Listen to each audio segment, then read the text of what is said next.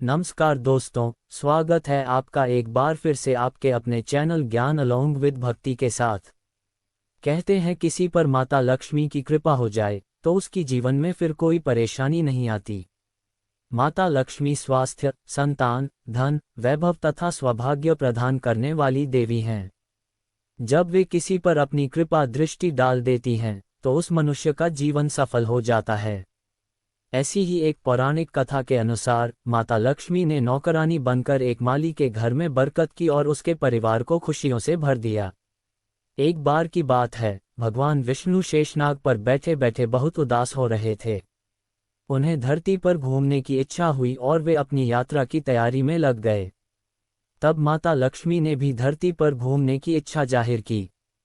भगवान विष्णु बोले, ठीक है, पर आपको एक शर्त माननी होगी, तुम धरती पर पहुंचकर उत्तर दिशा की ओर नहीं देखोगी। माता लक्ष्मी ने उत्तर दिया, ठीक है स्वामी, मैं धरती पर पहुंचकर उत्तर दिशा की तरफ नहीं देखूंगी।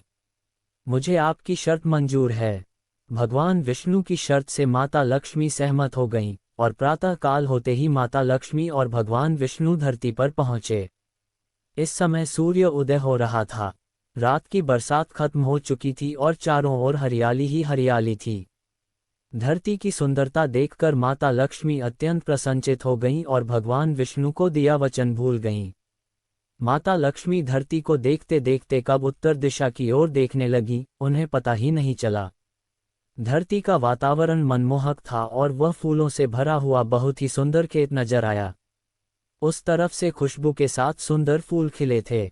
माता लक्ष्मी बिना सोचे समझे उस खेत में चली गईं और एक सुंदर सा फूल तोड़कर ले आईं। जब माता लक्ष्मी भगवान विष्णु के पास वापस आईं तो उन्होंने भगवान विष्णु की आंखों में आंसू देखे। माता लक्ष्मी ने पूछा, स्वामी, आपकी आंखों में आंसू क्यों हैं? क्या मुझसे कोई गलती हुई है? बताइए स्वामी। भगवान विष्णु ने कहा, देवी लक्ष्मी, क्या आप मेरा वचन भूल गईं? शर्त के अनुसार आपको उत्तर दिशा में नहीं देखना था और साथ ही किसी की वस्तु बिना पूछे नहीं लेनी चाहिए थी। आपने जो भूल की है उसकी सजा आपको जरूर मिलेगी। आपने माली के खेत से बिना पूछे फूल तोड़ा है, जो एक प्रकार की चोरी है। इसलिए देवी लक्ष्मी, आपको 3 वर्ष तक माली के घर में रहना होगा। इसके बाद मैं स्वयं आपको वैकुंठ वापस बुलाऊंगा। माता लक्ष्मी ने चुपचाप सिर झुकाकर वचन स्वीकार किया और भगवान विष्णु वैकुंठ लौट गए। माता लक्ष्मी ने गरीब लड़की का रूप धारण कर लिया। खेत के मालिक का नाम माधव था। उसकी पत्नी, 2 बेटे और 3 बेटियां थीं। वे सब छोटे से खेत पर काम करके किसी तरह गुजर बसर करते थे। माता लक्ष्मी माधव की झोपड़ी पर जाती है। माधव लड़की को देखकर पूछता है, तुम कौन हो और इस समय तुम्हें क्या चाहिए? मैं तुम्हारी क्या मदद कर सकता हूँ? लड़की बोली, नाम लक्ष्मी है। मैं गरीब लड़की हूँ, मेरी देखभाल करने वाला कोई नहीं है। मैंने कई दिनों से कुछ भी नहीं खाया। मुझे कोई भी काम दे दो और मैं तुम्हारे घर का काम भी कर दिया करूँगी। बस मुझे अपने घर में किसी कोने में आसरा दे दो। माधव बहुत ही अच्छे दिल का आदमी था। उसे लड़की पर दया आ गई।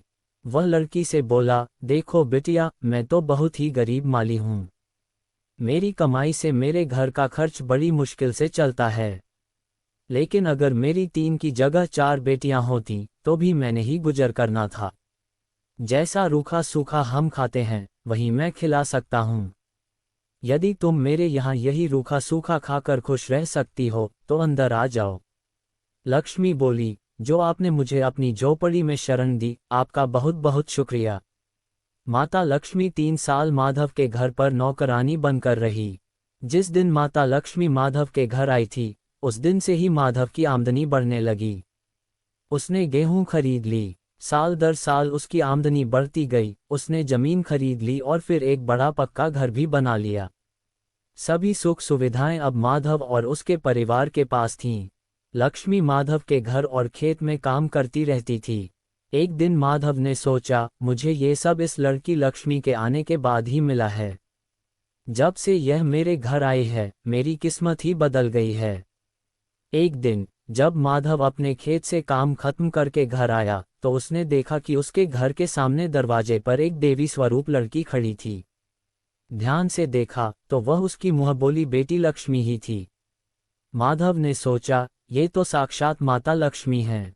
माधव और उसका पूरा परिवार हाथ जोड़कर माता लक्ष्मी के सामने खड़ा हो गया। माता लक्ष्मी बोली, तुम बहुत ही नेकदिल और दयालु व्यक्ति हो। तुमने मुझे आश्रय दिया और 3 साल तक अपनी बेटी की तरह रखा। इसके बदले मैं तुम्हें वरदान देती हूँ कि तुम्हारे पास कभी भी खुशियों और धन की कमी नहीं होगी। तुम्हें सारे सुख मिलेंगे जिसके तुम हकदार हो। माता लक्ष्मी आशीर्वाद देकर अपने स्वामी भगवान विष्णु के द्वारा भेजे गए रथ में बैठकर बैकुंठ चली जाती हैं। माधव और उसका परिवार माता लक्ष्मी का गुणगान करते हुए हाथ जोड़कर खड़ा रहता है। गांव में एक चोर था, गंगवा। वह चोरी का काम इतनी सफाई से करता था कि पुलिस भी उसे आज तक नहीं पकड़ पाई थी। वह हमेशा चोरी करके पुलिस के हाथों से बच निकलता था। गंगवा की पत्नी ममता उसे कई बार चोरी से मना करती, पर वह उसकी बात नहीं मानता था। ममता कहती, तुम्हें कितनी बार कहा है, ये चोरी का काम छोड़ दो। अब तो आसपास की मोहल्ले वाली औरतें भी मुझ पर शक करने लगी हैं। वे कहती हैं, तुम्हारा पति कोई काम ही नहीं करता, फिर तुम्हारे घर का खर्च कैसे चलता है। अब मैं उन औरतों को क्या बोलूं? गंगवा जवाब देता, क्यों सुबह सुबह मेरी नींद खराब कर रही हो? सोने दो मुझे। वैसे भी कल रात चोरी करके कुछ हाथ नहीं लगा। मुझे तो लगता है कि तुम्हारी ही नज़र लग गई है। अब मुझे सोने दो, रात को फिर से चोरी पर निकलना है। लेकिन उस रात भी वह किसी घर में चोरी नहीं कर पाया। कई दिन बीत जाते हैं और गंगवा परेशान हो जाता है। वह गुस्से में भरकर घर लौट आता है। इस गांव में मोतीलाल नाम का एक लालची व्यापारी रहता था। मोतीलाल दिखावा करने में माहिर था।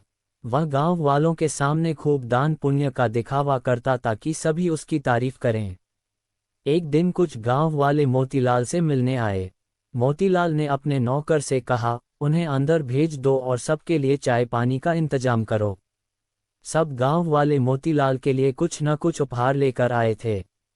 मोतीलाल जी कहते हैं, अरे अरे, आप सब इतना कुछ लाए हैं, क्या जरूरत थी इतना कुछ लाने की? सेठ जी, आपने गांव में पानी की नई टंकी लगवाई है, इसलिए गांव वाले उपहार स्वरूप ये थोड़ा बहुत लेकर आए हैं। और यह मेरी तरफ से फसल के नए आम बच्चों के लिए लाया था। अरे, तुम सब गांव वालों का आना और गांव की सेवा करना ही तो मैं अपना धर्म समझता हूँ। ठीक है, मैं ये रख लेता हूँ। छोटी सी टंकी लगवाने के बदले इतना सब फायदे का सौदा है। मोतीलाल जी अपने नौकर से कहते हैं, अरे चुप चुप, दीवारों के भी कान होते हैं। जाकर देख, अब कौन आया है। जी मालिक, शिवा मंदिर के पंडित जी आए हैं। जय शिव शंकर पंडित जी। जय शिव शंकर मोतीलाल जी। मंदिर की सेवा कार्य के लिए आपके पास आया हूँ। शिवा मंदिर में इस सावन में नया त्रिशूल लगाने का विचार बन रहा है। सोचा, आप तो इतना दान पुण्य करते हैं, तो मंदिर में त्रिशूल लगाने का ये शुभ अवसर आपको ही मिलना चाहिए। ये तो बहुत अच्छा किया पंडित जी, जो आपने मुझे ये बात कही। मैं तो बहुत समय से ऐसा कोई शुभ कार्य करने का विचार कर ही रहा था। ठीक है, त्रिशूल के लिए जितने भी पैसे लगें आप मुझे बता देना। और त्रिशूल सोने का बना होना चाहिए। मोतीलाल ने पंडित जी को सोने के त्रिशूल के लिए हाँ कर दी, पर पंडित जी के जाने के बाद वह सोच विचार में पड़ गए। सोने का त्रिशूल बहुत महंगा आएगा, दिखावा करने के चक्कर में तो मैं लुट ही गया। मोतीलाल ने शिवा मंदिर में त्रिशूल लगवा दिया। सारे गांव वाले उसकी वाहवाही करने लगे। मोतीलाल घर लौट आया। उसी रात गंगवा मोतीलाल के घर चोरी करने घुस गया, पर वह नहीं जानता था कि मोतीलाल जाग रहा है। मोतीलाल ने गंगवा को चोरी करते हुए पकड़ लिया। अच्छा, तो तुम मेरे घर में चोरी करने आए थे? तू नहीं जानता मेरा नाम मोतीलाल है। मेरे घर में चोरी करना असंभव है। मैं दिन के साथ साथ रात में भी जागता हूँ, समझा? लगता है मेरी किस्मत ही खराब है। इतने दिनों बाद चोरी करने का मौका मिला और वह भी पकड़ा गया। अब तो ये सेठ मुझे पुलिस के हवाले कर देगा। आज तक मैं पुलिस के हाथों पकड़ा नहीं गया था, आज पहली बार पकड़ा जाऊंगा। अरे अरे, घबरा क्यों रहा है? घबरा मत, मैं तुझे पुलिस के हवाले नहीं करूंगा, पर बदले में तुझे मेरा एक काम करना होगा। अब जो भी कहोगे मैं करूँगा, पर मुझे पुलिस के हवाले मत करो। तुझे शिवा मंदिर में लगे सोने के त्रिशूल की चोरी करनी होगी और वह त्रिशूल मुझे देना होगा। शंकर जी के त्रिशूल की चोरी? हाँ, शंकर जी के त्रिशूल की चोरी। तुझे अभी इसी समय त्रिशूल चुराकर मेरे पास लाना होगा, उसके बाद मैं तुझे छोड़ दूंगा। नहीं तो तू जानता है, मैं शोर मचा दूंगा और तुझे पुलिस के हवाले कर दूंगा। फिर पुलिस तुझे जीने तक नहीं छोड़ेगी। हाँ ठीक है सेठ जी, अभी जाकर त्रिशूल चुरा कर लाता हूँ। गंधवा उस रात शिव मंदिर जाता है और त्रिशूल चुराकर सेठ मोतीलाल को दे देता है। पर गंधवा को उस रात नींद नहीं आई। अगले दिन सुबह पूरे गांव में शोर मच जाता है कि शंकर जी के त्रिशूल की चोरी हो गई है। सुनो जी, तुम्हें पता है शंकर जी के मंदिर से सोने का त्रिशूल चोरी हो गया है। कहीं ऐसा तो नहीं कि त्रिशूल तुमने चुराया? मुझे सच सच बता दो। अगर तुमने ऐसा अनर्थ किया है तो भगवान से क्षमा मांगकर त्रिशूल वापस मंदिर में लगा दो। तुम्हें पता है, कभी कभी तो मुझे ऐसा लगता है कि तुम्हारे पापों के कारण आज तक मैं मां नहीं बन सकी। शायद तुम्हारे पापों की ही सजा है जो हमें संतान का सुख नहीं मिल रहा है। ममता को रोते हुए देखकर गंधवा को अपने किए पर बहुत पश्चाताप होता है और वह ममता को सच सच बता देता है। मुझे माफ कर दो, मैं चोरी करने में इतना अंधा हो गया था कि मैंने भगवान को भी नहीं छोड़ा। मैंने अपने आप को बचाने के लिए शंकर जी के त्रिशूल को चुराया और उसे लालची सेठ मोतीलाल को दे दिया। अब मैं क्या करूं ममता? तुम पंडित जी और गांव वालों को सब सच बता दो। डरो मत, सेठ मोतीलाल तुम्हारा कुछ नहीं बिगाड़ पाएगा। मैं तुम्हारे साथ चलूंगी। गंधवा मंदिर पहुंचता है, जहां पर गांव वालों की भीड़ लगी थी। सेठ मोतीलाल भी वहीं खड़ा था। आपने इतने मान से भगवान शंकर के मंदिर में त्रिशूल लगवाया और देखिए, कल रात ही चोरी हो गया। सचमुच मैं इन सब बातों के लिए बहुत शर्मिंदा हूँ। पता नहीं चोर मंदिर के भीतर कैसे घुस गया। कोई बात नहीं पंडित जी, भगवान की जैसी मर्जी। अच्छा, मैं चला हूँ, कोई और सेवा हो तो बता देना। कहाँ चल दिए पंडित जी? क्या त्रिशूल लेने तो घर नहीं जा रहे? क्या मतलब है तुम्हारा? पंडित जी, चोरी हुआ त्रिशूल सेठ मोतीलाल के घर पर ही है। अगर आप सबको यकीन न हो तो आप इनके घर की तलाशी ले सकते हैं। ये तुम क्या कह रहे हो? सेठ मोतीलाल बहुत ही धार्मिक प्रवृत्ति के व्यक्ति हैं और त्रिशूल तो उन्होंने स्वयं ही मंदिर में लगवाया है। तो फिर त्रिशूल इनके पास कैसे हो सकता है? पंडित जी, ये सेठ मोतीलाल देखने में ही धार्मिक हैं पर मन से बहुत ही बुरी प्रवृत्ति के हैं। गंधवा पंडित जी और गांव वालों को बीती रात की सारी सच्चाई बता देता है, जिसे सुनकर सब लोग हैरान रह जाते हैं। सेठ मोतीलाल के घर की तलाशी लेने पर शंकर जी का त्रिशूल मिल जाता है। ये त्रिशूल अब आप ही रखो। आप अब इस त्रिशूल को मंदिर में लगाने के अधिकारी नहीं हैं। भगवान तो श्रद्धा के भूखे होते हैं। यदि आपका मन नहीं था दान पुण्य करने का तो आप हम सभी को साफ साफ कह देते। ये दिखावा करने की कोई आवश्यकता नहीं थी। आज के बाद शिवा मंदिर में आपके दिए पैसों का चढ़ावा नहीं चढ़ेगा।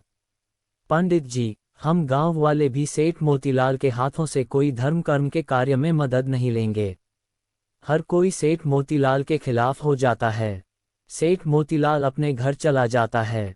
मैं आज के बाद कभी भी चोरी नहीं करूंगा, हमेशा मेहनत की रोटी कमाऊंगा। गंधवा, तुमने बहुत ही ईमानदारी का काम किया है।